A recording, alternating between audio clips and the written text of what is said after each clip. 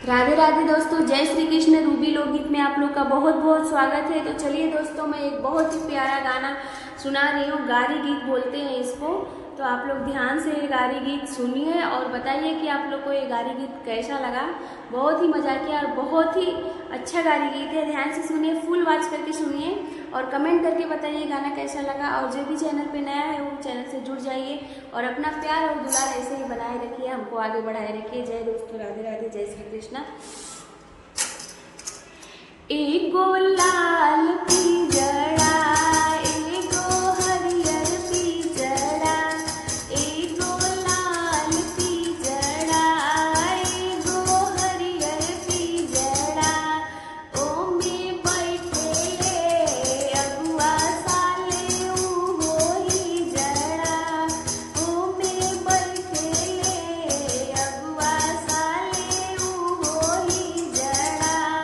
खोल खोल पिजड़ा, हानि कालही जड़ा, अपने पापा के आंगनवा नचावही जड़ा, अपना पापा के आंगनवा नचावही जड़ा।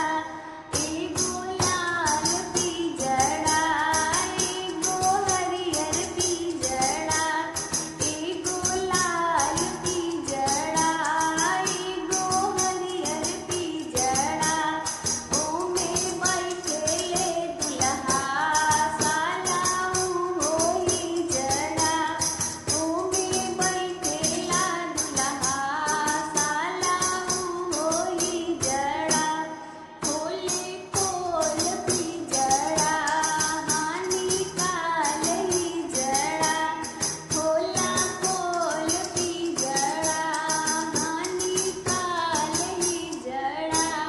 एही बासुचत के गलिया घुमावही जड़ा, एही बासुचत के गलिया घुमावही जड़ा।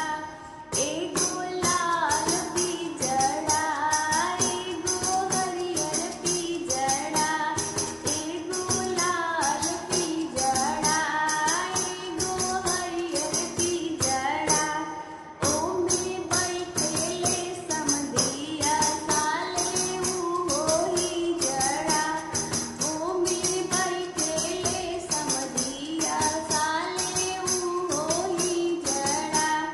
हाँ खोल पिजड़ा, हानि कालही जड़ा, खोल खोल पिजड़ा, हानि कालही जड़ा।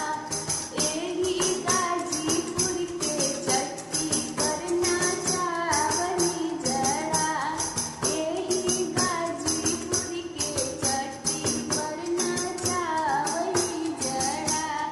एगो लाल पिजड़ा, एगो हरियर पिजड़ा, एगो लाल पिजड़ा, एगो हरियर पिजड़ा। तो जरूर बताइए दोस्तों, आप लोग को ये गाना कैसा लगा। राधे राधे, जय श्री कृष्ण, हर हर